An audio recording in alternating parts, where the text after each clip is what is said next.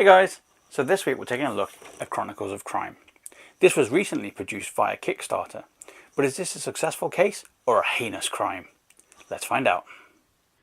Hey again folks, so looking at the box we have some beautiful artwork here that really evokes the theme of what you'll be doing in this game, namely investigating crime scenes, interviewing suspects, gathering clues and figuring out how they all piece together to tell the story of the crime.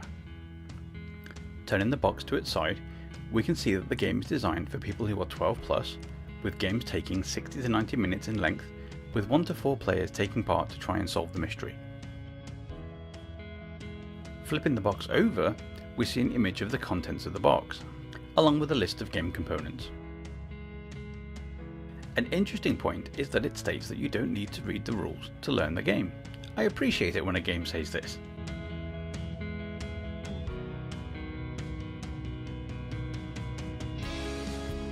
Here we can see a whole host of accolades, hopefully a good sign of things to come.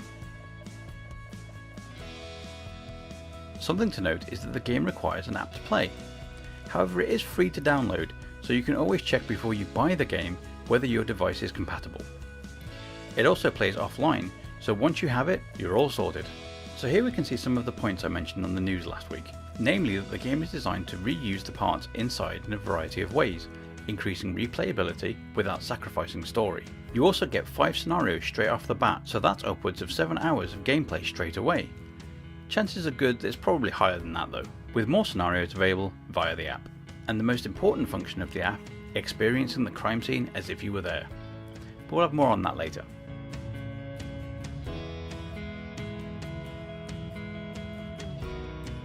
Right, enough stalling, let's crack this bad boy.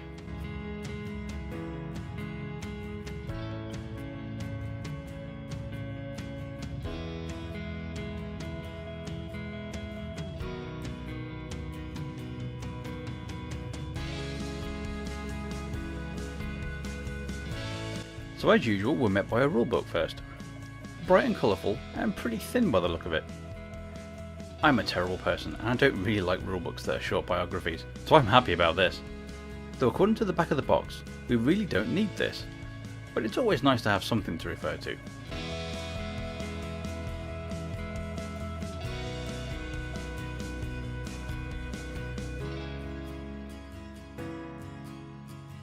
There's a little bit of story on the front, which is a nice touch to get you into the right mindset.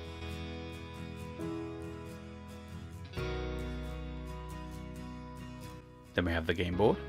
Seems pretty small though. There's even a nice piece of artwork on the back of the board. A nice touch.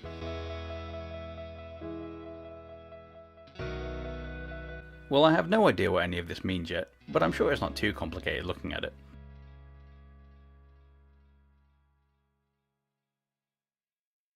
Oh, now this is a nice touch. I'm a sucker for a well-designed box, and this is beautiful. It even has a shield here to stop cards from falling out. Amazing! Ooh, held in nicely with a nice button design. I'm getting far too excited about a box.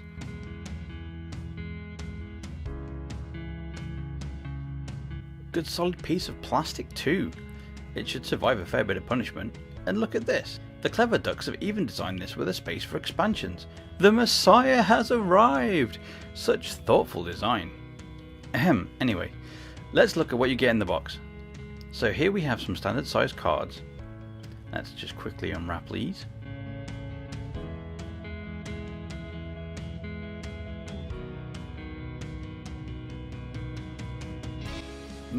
Good quality card here.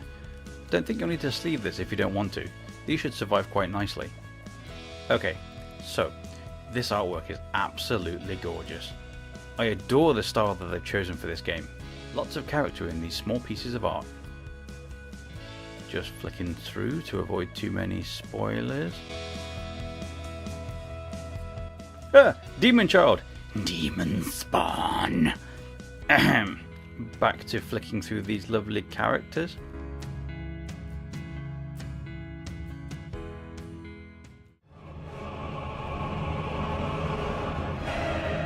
Begone, child of Satan! Sorry about that. Oh, the PG Tips chimp found work after the adverts then. Well, that's an interesting and very pretty array of characters. Let's just pop these down here. Let's have a look at this little deck here. Just quickly open these.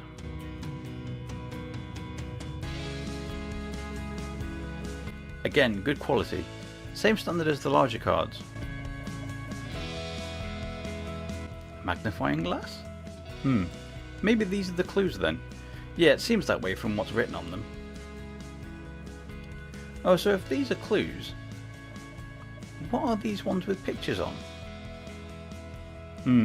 Don't know what all that's about. Certainly it's a lot of cards though, which is good as it will give plenty of variety and replayability. So let's have a look at these larger cards. So these slightly smaller ones, these seem to have characters on them. A doctor, a hacker, a scientist, and a criminologist. Well, it's a 1 to 4 player game, so do you play as these guys? There's no player aids on the back. Unusual. I don't know now. I'm sure we'll figure it out later though.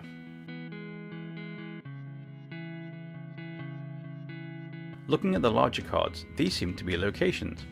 I'm guessing you won't use all of these in each game, but rather provide variety.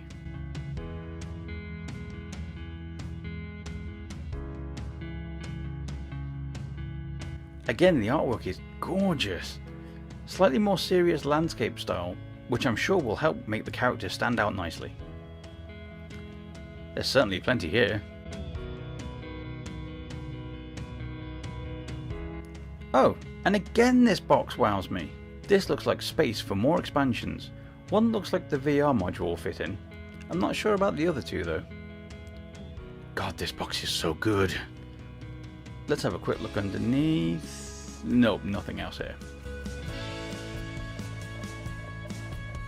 Well, all in all, this looks amazing, and I can't wait to play it. The art, the attention to detail in the box design, the simple rulebook, all this in a reasonably sized and priced box. So far, I'm really impressed. Let's have a game and see how this clever design comes together. As an added bonus to this video, we'll be looking at the virtual reality module box. So let's have a quick look.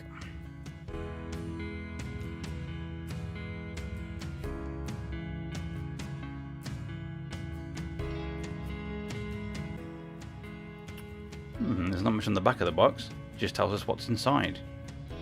There's a QR code on top. I don't know if you pause this video if you'll be able to scan it.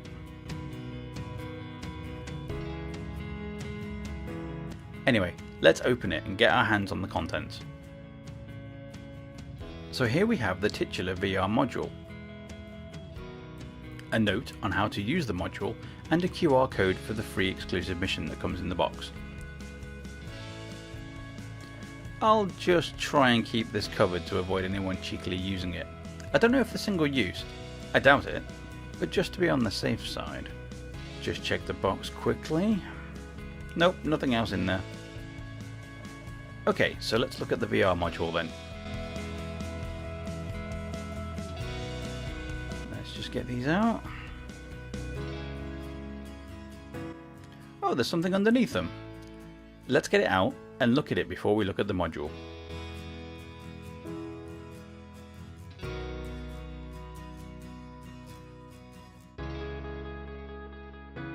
So this is nice. Once again, that attention to detail shines through with a little felt bag for the module to go in so it doesn't get damaged. There's that QR code again there. That's very nice. And then we have a little pamphlet with how to use the module. Seems simple enough though. And now I've made you wait, let's look at the module itself.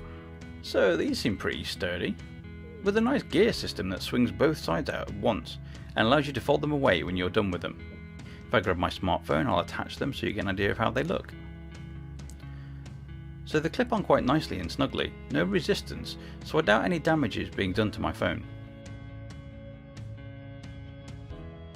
Okay, enough of all this, let's get on with playing. Hey folks, so we've just finished our first playthrough of this game. So what was it like? Did we enjoy it? Was it any good? Were the mechanics interesting? Well, I'll explain all this and more in the next couple of minutes. But don't worry, first of all, there are absolutely no spoilers in this video. Everything you see before you is just set up randomly, just so you get an idea of what it will look like when you're playing. Any mechanics that I show you or talk about will be, I'll take footage from the tutorials, so that way you won't get any spoilers from there either. Okay, with that said, let's just hop right in. So as this is a unique game, let's explain how this game works. So for start-offs, there are no turns. That's right, you heard me, there's no turns in this game. The whole game is everyone's turn, all at the same time. That sounds quite chaotic, but trust me, it really isn't. The important thing to remember for this game is that everything takes time. Most things take about 5 minutes, whether it's scanning an item or talking to a person, take about 5 minutes of in-game time. But other things like moving from location to location takes about 20 minutes, which, let's be honest, in London is pretty unreasonable. Having said that, trying to solve a crime in a day is also pretty unreasonable, so I'll let it slide for its realism in that regard. So how do turns play out in this game? Well, you will scan one of the locations to move. You will scan people to interrogate them.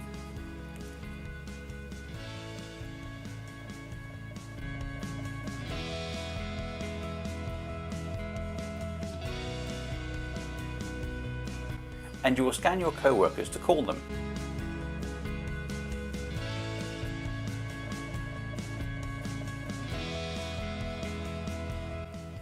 That's right, the 4 characters that I thought were you in the game are actually your co-workers, whom you call up to get their expertise as and when you need it.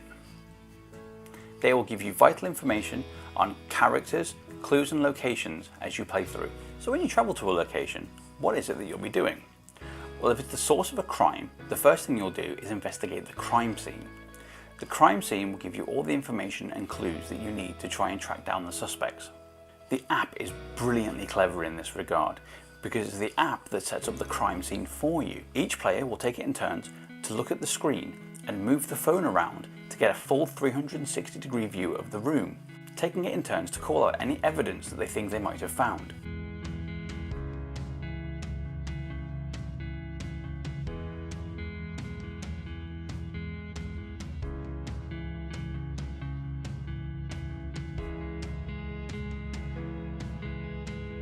You can then use that evidence to cross-question suspects and try and get the truth out of them.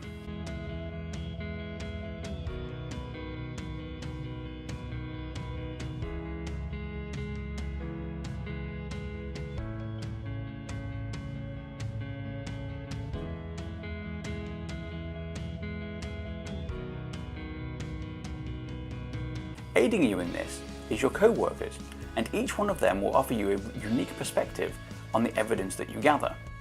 Whether it is Lu Chin, the scientist, who will analyse your physical evidence,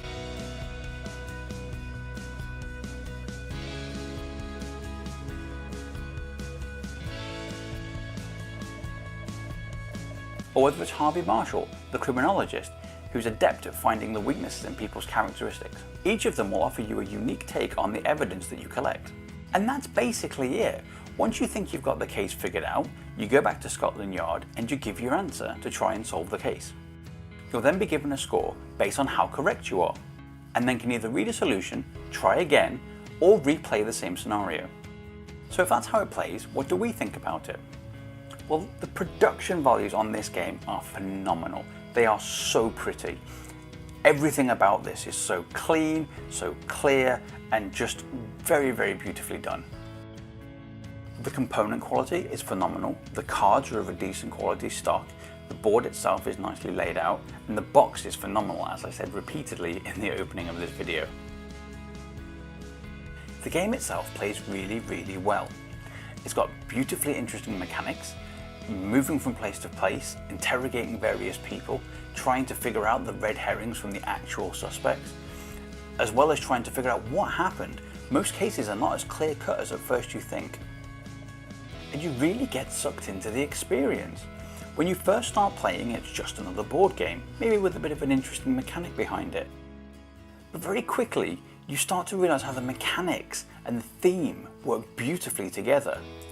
Tell somebody that they've lost their child and they'll shut down on you. Likewise, if a criminal thinks that you're onto them, then they'll stop helping you. You feel the time ebbing away as each minute is so precious.